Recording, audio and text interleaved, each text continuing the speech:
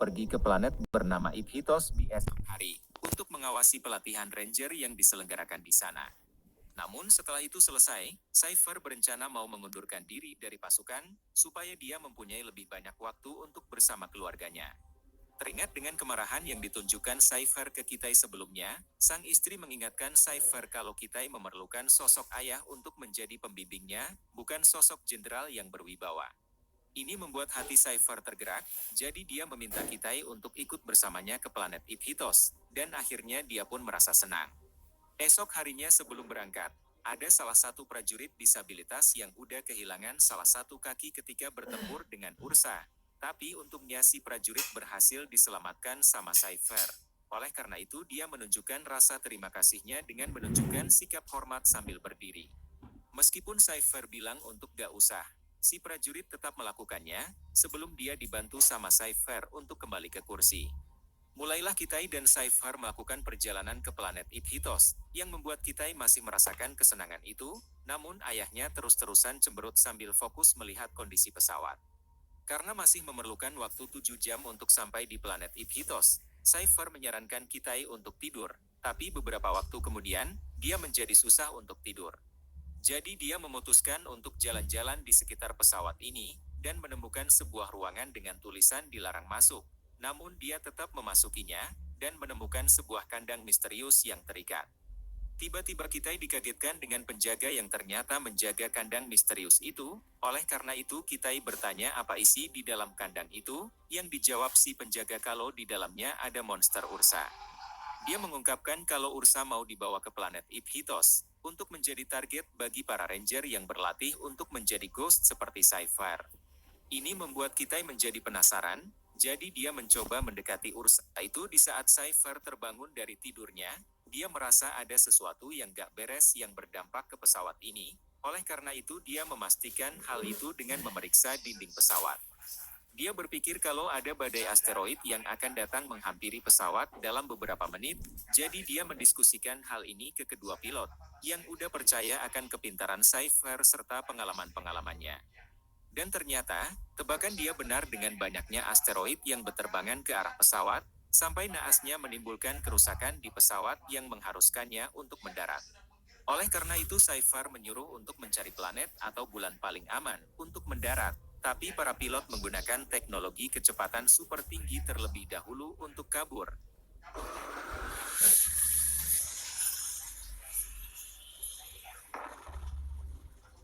Dan akhirnya mereka pun terbebas dari badai asteroid. Sekarang teknologi kecepatan super tinggi itu udah gak bisa digunakan, dan para pilot cepat-cepat mencari planet atau bulan terdekat cocok untuk mendarat, sampai mereka menemukan satu planet.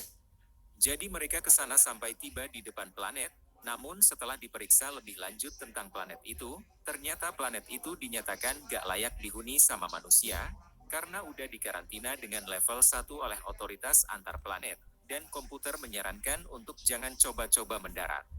Cypher menduga kalau ini adalah sebuah kesalahan, merasa yakin kalau planet itu cocok untuk mereka mendarat, oleh karena itu dia bersikeras untuk tetap mendarat, apalagi kondisi pesawat dalam keadaan darurat. Mulailah pesawat mendarat di planet, yang memunculkan api ketika pesawat berusaha mendarat, jadi Cypher keluar dari ruang pilot untuk menenangkan Kitai yang panik sambil dikenakan sabuk pengaman. Dan tiba-tiba, Cypher mental terhisap ke ujung bagian pesawat yang rusak. Begitu juga di bagian dekat Kitai yang menghisap banyak anggota pada keluar dari pesawat, bersamaan dengan ekor pesawatnya yang mental ke arah lain. Alhasil Kitai mengalami pingsan gara-gara pesawatnya yang berputar dengan cepat, dan akhirnya pesawat pun tabrakan dengan daratan.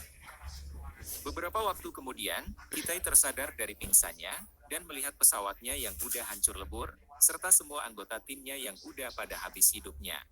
Tapi tidak dengan ayahnya yang ternyata selamat dari tabrakan, namun dia udah gak bisa berjalan gara-gara kedua kakinya patah. Cypher lalu menyuruh Kitai untuk memeriksa kandang Ursa di ekor pesawat, yang dibalas Kitai kalau ekornya menghilang.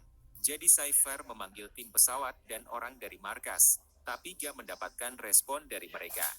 Cypher kemudian menyuruh Kitai untuk pergi ke bagian pesawat lain, untuk mengambil alat suar darurat, yang bisa mengirimkan sinyal darurat ke Nova Prime untuk meminta bantuan.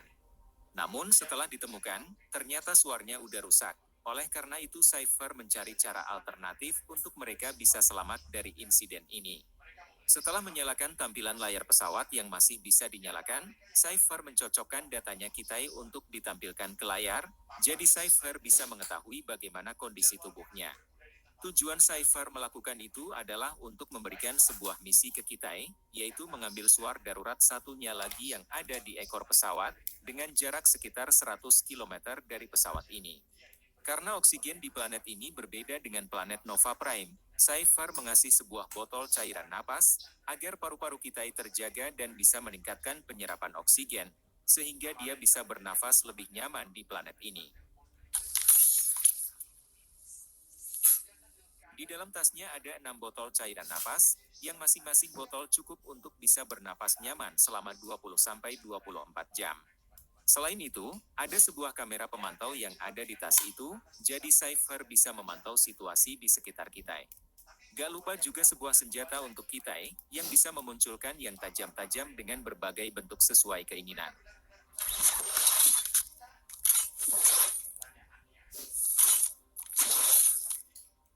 Ada hal penting lainnya yang Cypher harus sampaikan, yaitu kalau setiap makhluk di planet ini udah pada berevolusi yang bisa menghabisi hidup manusia, karena itulah kenapa planet ini dikarantina dengan level 1. Dan planet ini adalah Bumi, 1000 tahun setelah semua manusia pindah ke Nova Prime. Terakhir, kita diingatkan untuk waspada dengan Ursa yang kemungkinan masih berkeliaran, oleh karena itu dia diminta untuk kabur jika bertemu dengan Ursa. Setelah semuanya siap, akhirnya petualangan kita di planet Bumi pun dimulai, bersamaan dengan Cypher yang mengirim banyak robot pengintai untuk mencari di mana Ursa. Ketika kita memanjat batu-batu di bukit, dia bertemu dengan laba-laba besar yang membuatnya kaget. Begitu dia sampai di puncak, dia melihat banyak binatang yang masih hidup, dengan lingkungan alam yang masih lestari seperti seharusnya. Di tengah perjalanan, Cypher memberitahu kalau suhu di bumi menjadi mengerikan dengan suhunya yang semakin dingin, sampai beberapa lokasi menjadi beku di saat malam hari udah tiba. Jadi dia menyuruh Kitai untuk pergi ke area-area panas tertentu sebelum malam hari, agar dia terasa hangat ketika beristirahat nanti. Sambil memantau perkembangan Kitai, Cypher memeriksa luka di kakinya, dan ternyata tulang paha kirinya patah, serta harus dioperasi untuk menyatukan pembuluh darahnya yang putus.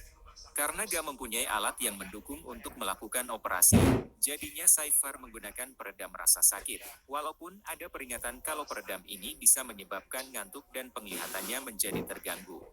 Beberapa waktu kemudian di saat terus berjalan, warna bajunya Kitai berubah dari merah tua menjadi hitam, mengindikasikan ada sesuatu yang buruk di sekitarnya.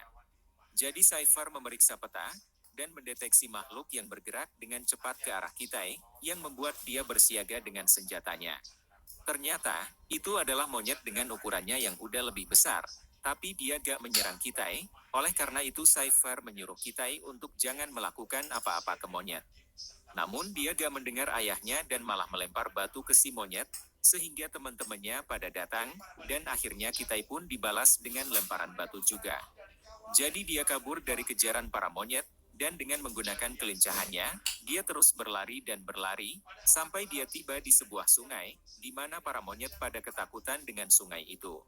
Setelah berhasil kabur dari para monyet dengan berenang ke seberang sungai, Kitai berlari kembali ke dalam hutan, di mana dia disuruh untuk beristirahat, dan tiba-tiba bajunya berubah warna menjadi putih, mengindikasikan sesuatu yang gak beres dengan tubuhnya. Di saat itu Cypher mendeteksi racun yang masuk ke tubuhnya Kitai, yang ternyata itu gara-gara semacam pacet atau lintah yang lagi asik menghisap darah di tangannya, sebuah binatang yang biasa ditemukan orang yang hobi naik gunung. Tapi karena pacet itu udah berevolusi, dia udah bisa menularkan racun ke mangsanya, yang membuat kondisi Kitai mulai lemas. Alhasil dia menjadi pusing-pusing, bersamaan dengan mukanya yang mulai bonyok, membuat dia menjadi susah untuk melihat sambil merasa panik. Jadi Cypher menyuruh Kitai untuk menggunakan anti racun yang ada di tasnya, dan setelah 2 kali suntikan, akhirnya dia pun ketiduran dari anti racunnya yang bereaksi dalam tubuhnya. Beberapa waktu kemudian, Kitai kembali tersadar setelah racunnya menghilang, dan langsung disuruh untuk pergi ke area panas, karena malam hari udah mau tiba. Begitu dia sampai di area panas, Kitai disuruh untuk menggunakan alat cairan napas, tapi ternyata 2 dari 5 cairan napasnya udah rusak selama berpetualangan. Oleh karena itu setelah menggunakan satu alat napasnya, Cypher bertanya tinggal berapa yang tersisa, yang membuat Kitai harus berbohong dengan jawaban tinggal tersisa 4 botol.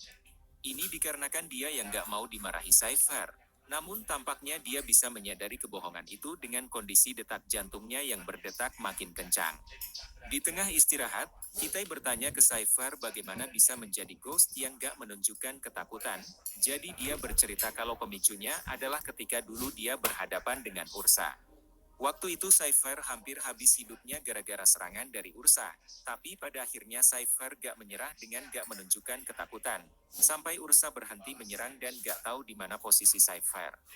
Dia berpikir kalau ketakutan merupakan produk akan imajinasi, yang membuat takut akan hal yang gak ada di saat ini, dan mungkin gak pernah ada, oleh karena itu dia menganggap ketakutan itu adalah sebuah pilihan. Esok harinya,